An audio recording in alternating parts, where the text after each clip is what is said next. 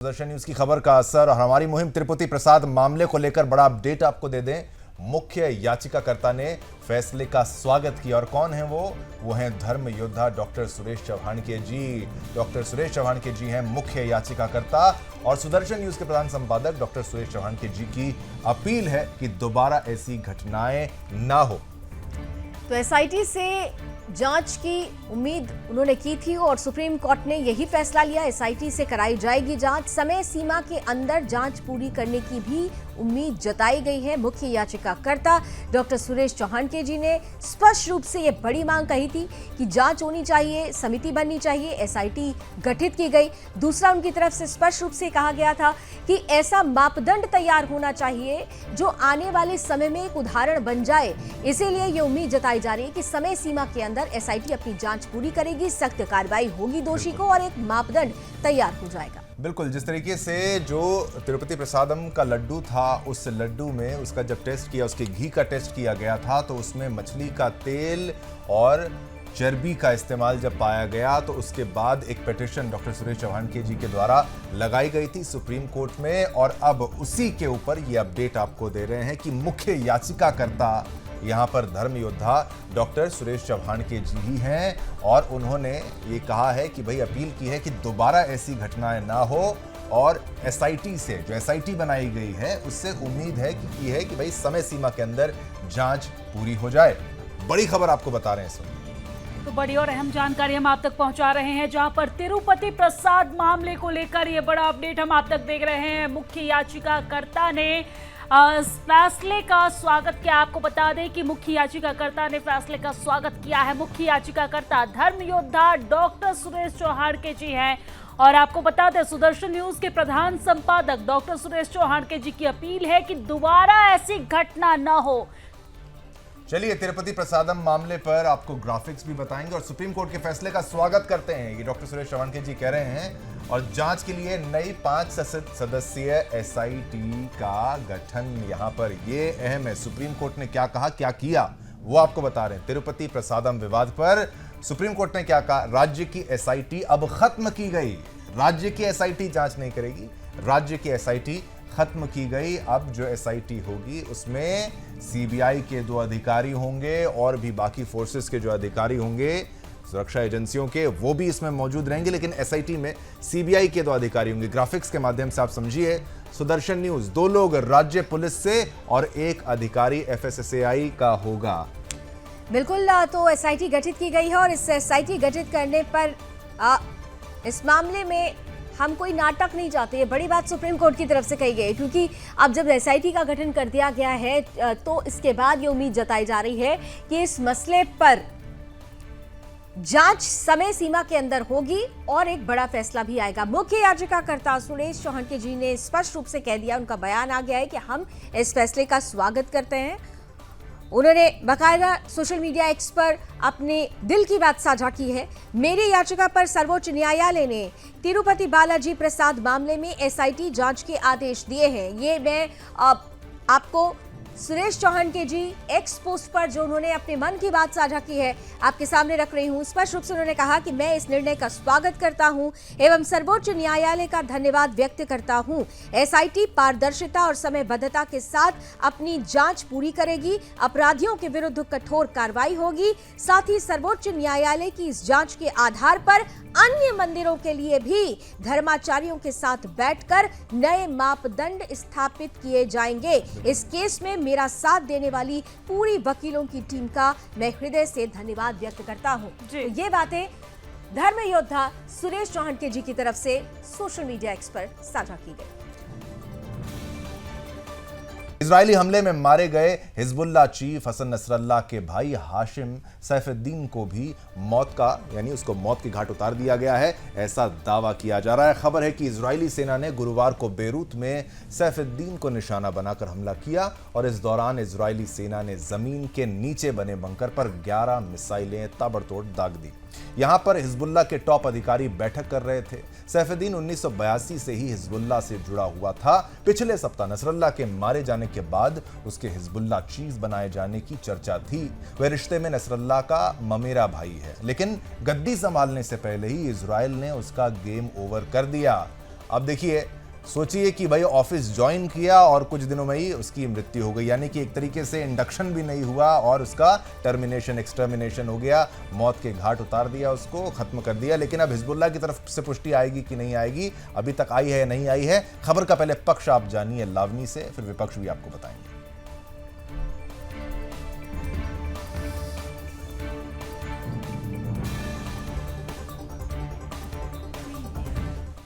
धन्यवाद विकास। और आइए इस खबर की बात जब हम करते हैं तो इस खबर के पक्ष को जानने से हमारे साथ शिवम है। धन्यवाद शिवम। शिवम के साथ आगे बढ़ते हैं। शिवम ने आपको खबर बताई, मैं पक्ष बताती हूँ। इस खबर के पक्ष को जानने से पहले ये जान लेना जरूरी है कि आखिर हाशिम सैफुद्दीन था कौन, कौन है हाशिम, ये जानना बहुत जरूरी है। 1964 में, आइए ग्राफिक्स के जरिए जानते हैं कि आखिर सैफुद्दीन कौन है। 1964 में मौलवी परिवार में ये जन्मा था। नसरल्ला का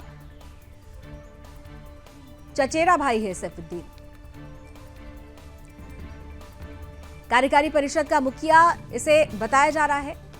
शूरा काउंसिल कार्यकारिणी प्रमुख, जिहाद काउंसिल का भी ये चेयरमैन है। तो कौन है हाशिम सैफुद्दीन, ये हम आपको बता रहे हैं। जिहाद काउंसिल का भी चेयरमैन रहा है। वित्त विभाग की जिम्मेदारी भी इसी के कंधों पर थी। अमेरिका की नीतियों का यह हमेशा से ही विरोधी रहा है। वित्त विभाग की जिम्मेदारी संभाली और साथ ही साथ अमेरिकी नीतियों का लगातार विरोधी रहा। अब 2017 की जरा बात कर लेते हैं। यूएस ने आतंकवादी घोषित किया तो ये हमने जाना कि आखिर मारा गया जिहादी आतंकी सैफुद्दीन था कौन। अब इसके समझने की कोशिश करते हैं कि इजराइल ने आखिरकार इस ऑपरेशन को अंजाम कैसे दिया है। आइए, कौन है हाशिम, ये तो हमने आपको बता दिया।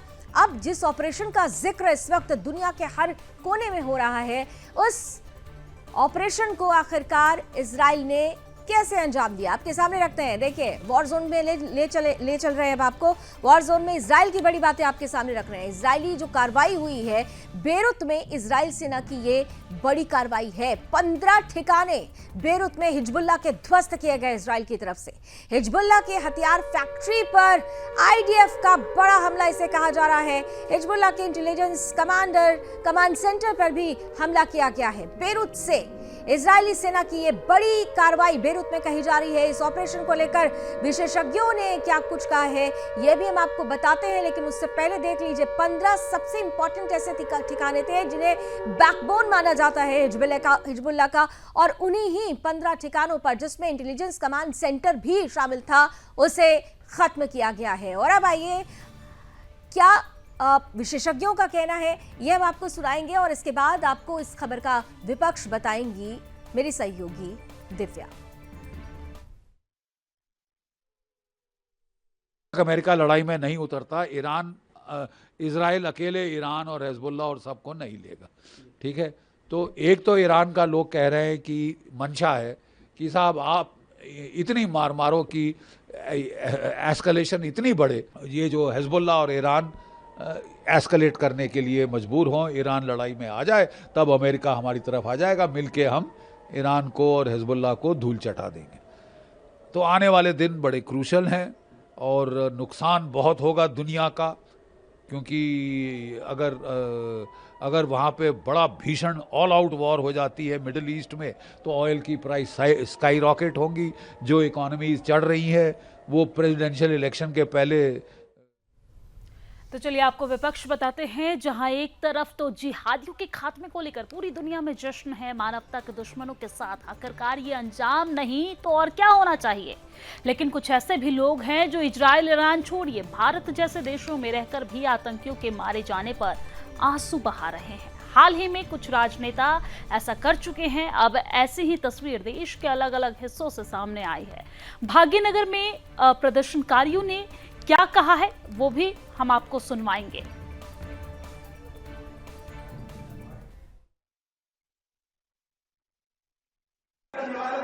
ये मौला अली की मोहब्बत का कर्म नामे अली से होता था और आज भी मैदान फतह हो रहा है तो अली के नाम से फतह हो रहा है।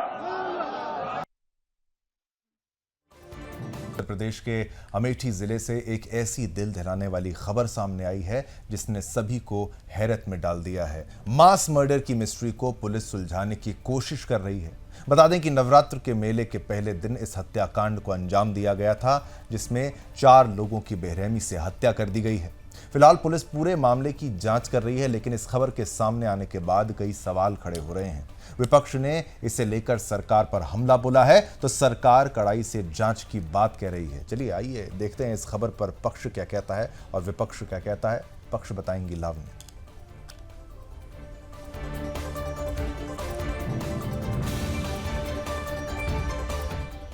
धन्यवाद शिवम। आइए इस खबर के पक्ष की तरफ चलते हैं। तो जहां तक इस खबर की पक्ष की बात है, तो सबसे पहले आपको पूरा मामला क्या है ये जरा जल्दी से बता देते हैं। ग्राफिक्स की तरफ आपको लिए चलते हैं। हुआ क्या है अमेठी में? टीचर के परिवार का मर्डर हुआ है। ये जिस परिवार के लोग मारे गए हैं उसमें जो मास्टर ऑफ द फैमिली वो टीचर थे। नवरात्रि के मेले का पहला दिन था। अब मेले की वजह से काफी भीड़ थी। वहीं आरोपी चुपचाप घर के अंदर घुसा, क्योंकि भीड़ भाड़ थी, शोरगुल भी था। आरोपी को मौका मिला, वो चुपचाप घर के अंदर घुसता है। लोगों ने फायरिंग की आवाज सुनी और इसके बाद पुलिस को सूचना दी गई।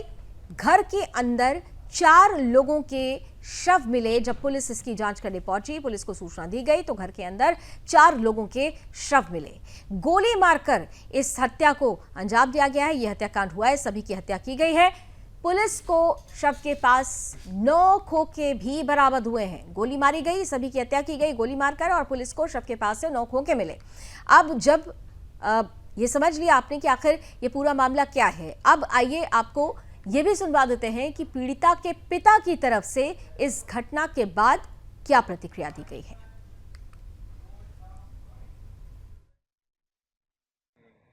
यहाँ मारा गया है, वहाँ तो मारा नहीं गया।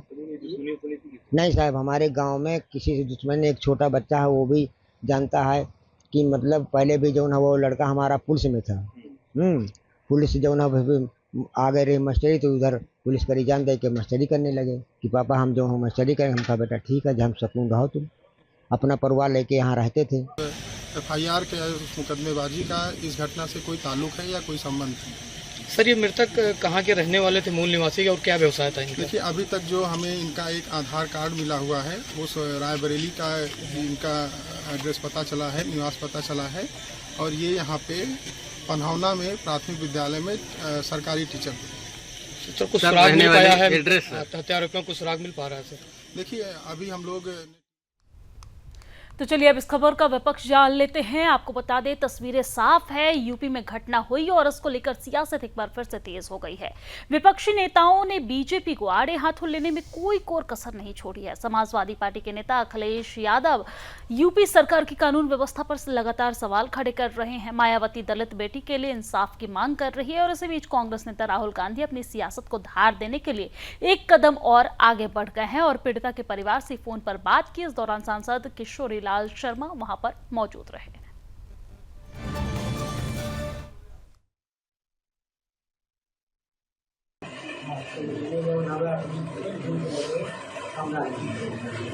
और वहाँ लेने के बाद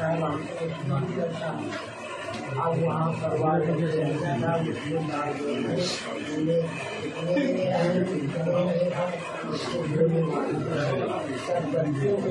बना है हमारा सब खराब